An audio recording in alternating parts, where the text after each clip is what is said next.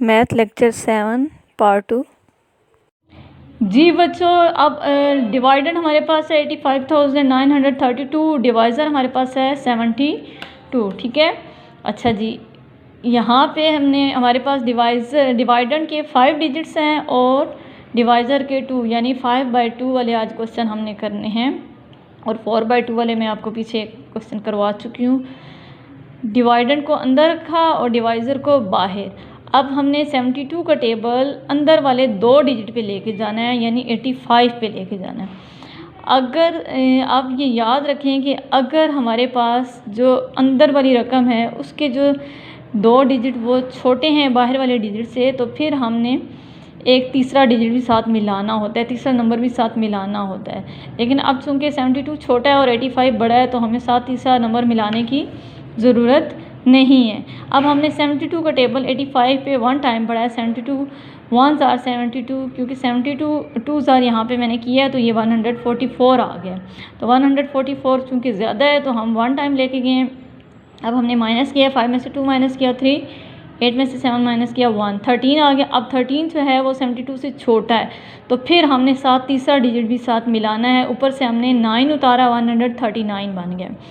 139 पे अब हमने 72 का टेबल पढ़ना है। 72 का टेबल 139 पे 2 टाइम्स 144 आ जाता है, तो वो ज़्यादा हो जाएगा। या तो पूरा आना चाहिए या फिर उससे कम। तो पूरा नहीं आ रहा तो हम छोटा लेके आएंगे, उससे एक नंबर कम, तो वो 1s are 72 करेंगे। माइनस किया 9 में से 2 माइनस किए 7, और 3 में से 7 नहीं जा सकता, हमने पूरा 13 में से 7 माइनस किया तो 6 आ गया हमारे पास, यानी हमारे पास अब 67 आ गया।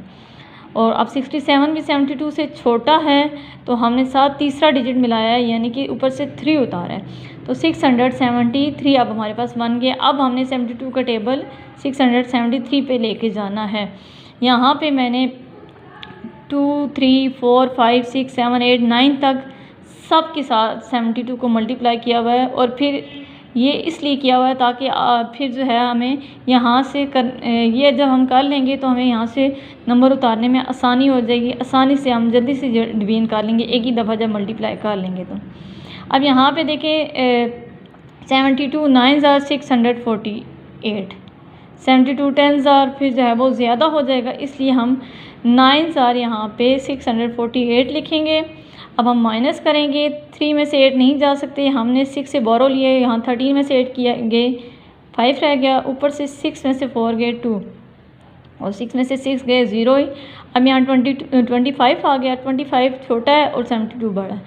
फिर हमने क्या किया, ऊपर से हमने अगली रकम उतारी, यानी 2 को उतारा, तो 252 बना दिया। अब 252 पे हमने टेबल पढ़ना है कि कितनी बार जाएगा 72 का टेबल। तो 72 3s are 216 है और 4s are 288 है, तो 4s are 288 तो ज़्यादा हो जाएगा 252 से, तो हम 3s are लिखेंगे 216। ठीक है, ये हमने लिखा, ऊपर भी हमने 3 डाल दिया। अब हमने माइनस किया, 2 में से 6 नहीं जा सकते, हमने 5 से बोरो लिया, तो 12 बन गया। 12 में से 6 माइनस गए 6, यहाँ रह गया था हमारे पास 4 में से 1 गए 3, 2 में से 2 गए 0। ठीक है, तो यहाँ तक। अब आगे हमारे पास चूँकि ऊपर हमारे पास और कोई रकम नहीं है, कोई और अमाउंट नहीं रही, कोई नंबर नहीं रहा, तो यहाँ पे आके हमारा ये डिवीजन ख़त्म हो जाएगा।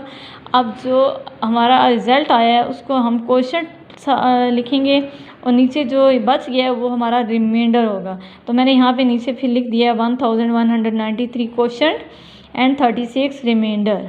ठीक है